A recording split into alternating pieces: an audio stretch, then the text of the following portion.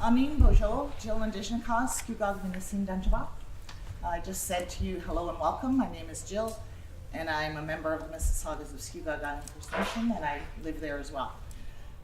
It is my pleasure to welcome you to the traditional territory of the Mississaugas of Skugog Island First Nation. Miigwech for coming, everyone. Acknowledging the traditional territory in which the university resides is but one way to express respect and gratitude to the Indigenous people who have inhabited and continue to live on this land. You have been welcome to share. It is important for us to strive to fulfill the Truth and Reconciliation Commission's calls to action and continue to build relationships and engage in ongoing education. So UOIT is proud to acknowledge the lands and people of the Mississaugas of Skugog Island First Nation, which is covered by the Williams Treaties. We are situated on the traditional territory of the Mississaugas, a branch of the Anishinaabe Nation, which includes Algonquin, Ojibwe, Odawa, and Potawatomi. I would like to welcome our esteemed panelists, Miigwech for agreeing to sit on the panel, and to share your wisdom with us. Welcome as well to any of you who have joined us from the surrounding community. It's always a pleasure to see our community partners here, and thank you for coming. I'm going to ask Rick to do the smudge the panel. Ani bonjour, hello and welcome. I was introduced by my given name. It's protocol for me to introduce myself this way. My spirit name is Medicine Gourd. I'm a Bear Clan. My ancestors are Mi'kmaq, Lakota, and French on one side, Scottish and English and Maliseet on the other side. I got my teachings from doing ceremonies where we fast for 4 days, nothing to eat or drink, and dancing in the sun. A smudge. We have a smudge at the beginning of anything special like this here, so everything's done in a good way. Our 4 medicines, tobacco, sage, and sweetgrass. It mellows, it calms everything down, it moves everything we've picked up from from people, places, and things, and it helps starts everything in a good way. I like to start a prayer. Creator, Great Spirit, Miigwech. Miigwech from Mother Earth and all that she provides for all our relations. Creator, Zai Medicine Gourd, hear my prayers. Watch over the newborn, young girls and boys, and our elderly, that they not go cold, hungry, or hurt. Whoever's hurting them, stop and find help in a good way, Creator. Creator, wake up humanity and the people in power to look after our 4 elements so our next generation can enjoy a healthy planet. And I like to say, G Miigwech, a big thank you for the last 7 generations that keeps these ceremonies going so we can have this small part today. Oho, takias, and all my relations. I'd like to offer everyone a smudge.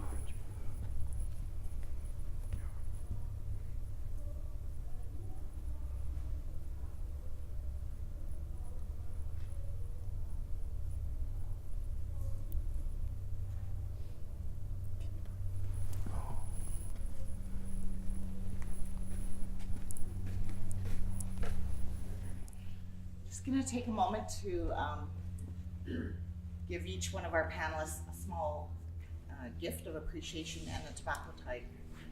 That's for them agreeing to sit on the panel today.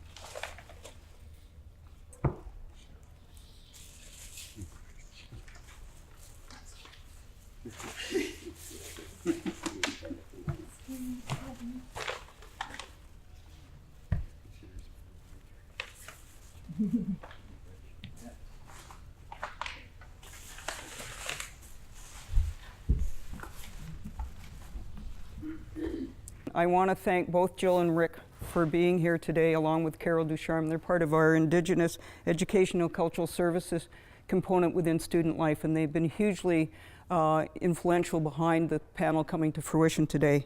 And I'd also like to welcome Dr. Stephen Murphy, who's going to provide some opening comments and context for today's panel. And it's a good timing because today is the first year anniversary of Dr. Stephen Murphy being our president here at UIT. So, Dr. Murphy. Thank you for that. Thank you all for being here today, and thank you to our esteemed panel, and to Rick and Jill for starting us off on such a great note. Wow, I wasn't expecting that personal piece, so thank you for that. We're here today for many important reasons, mainly as a community to come together and talk about our futures. And I'd like to acknowledge the hard work of the members of the President's Reconciliation Task Force and the Indigenous Education Advisory Circle as they develop our plan for implementing several of the recommendations of the TRC.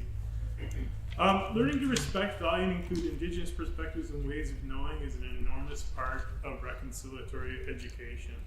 It's something that our university faculty members have shown great interest in, judging by the increasing number of requests our staff and faculty have to help them bring Indigenous perspectives and knowledge, and also to recommend approaches. And I'll just go slightly off script here in saying that I think that we all know that in most universities, indigenizing the curriculum is increasingly becoming a buzzword. And what really makes me excited about this university and how we are different is that we are young and nimble. And I'm very hopeful that that doesn't become simply a buzzword and about changing one course to different label, and it becomes a really holistic process to ask ourselves whose voices are being included, whose voices are being excluded, and how do we ensure that we have real meaningful change, and that we use the wisdom of people that are in this room to bring about that change. So that's throwing me a little bit off script, but it's really, really important to say. So I think that these kinds of in-depth and thought-provoking conversations involving our panel members, and I've had the pleasure to talk to a number of them one-on-one today and in other forums, bring a wealth of experience in bringing Indigenous histories, knowledge, perspectives, values, ways of knowing into post-secondary, secondary education, all forms of education. Their experience will not only help engage critically and contemporarily, but to help us to unlearn stereotypes and myths, and unlearning, as we know, is equally important to the entire process. Of course, most of us know that residential schools were used to assimilate Indigenous children by separating them from their parents and communities, their language, their histories, their entire ways of being. The schools became places where abuse of children were ignored and even tolerated. The leaders and policymakers who created the residential school system were educated people, so let's be clear, most of them were educated in universities. And these beliefs were enshrined in residential schools that taught Indigenous peoples, as well as all Canadians, that Indigenous cultures and ways of knowing had no or very little value. The chair of the TRC, Justice Murray Sinclair, said that education was central to these assimilationist policies and harmful practices. But he said also that so too will education be central to building relationships of respect between Indigenous and non-Indigenous peoples of Canada. And so I'm always buoyed in spirit by events like these, but I always call on events like these to say, let's move to action. Our initiatives include establishing an Indigenous Studies Dissertation Completion Fellowship and a stipend associated with that. Our first fellow, Nancy Stevens, taught the university's first offering a new Introduction to Indigenous Studies course this past fall, and that's a fantastic start. Task force members are currently designing curriculum processes to ensure consultation with the new Indigenous Studies courses and programs are developed. The task force also reviewed our own staff and management structure at our university, looking at capacity gaps and ways to fill those gaps. And we're developing plans to increase Indigenous artistic presence on campus and increase opportunities to engage with elders and knowledge keepers. This truly has to be a multifaceted approach, and many of you saw what will be the first of many annual powwows this summer. That has to be one of many, many steps so that the Indigenous community is our community. There's no separation, that we understand who we are.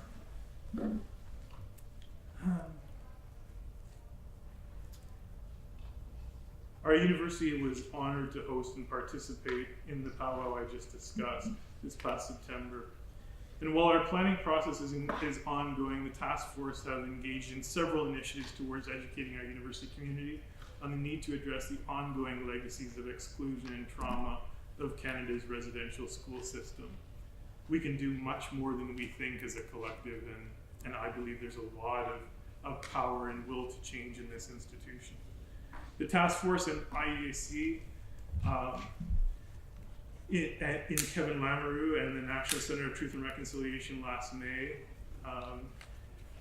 looked to a number of things. They looked to speak for the need for reconciliation and the roles that universities can and should play in building respectful relationships between Indigenous and non-Indigenous peoples. And so I'd really like to, once again in closing, say thank you to the people who are here today, for all of you for coming to this. A special thank you to our panelists for being here, and I'm really going to enjoy the conversation. Thank you very much.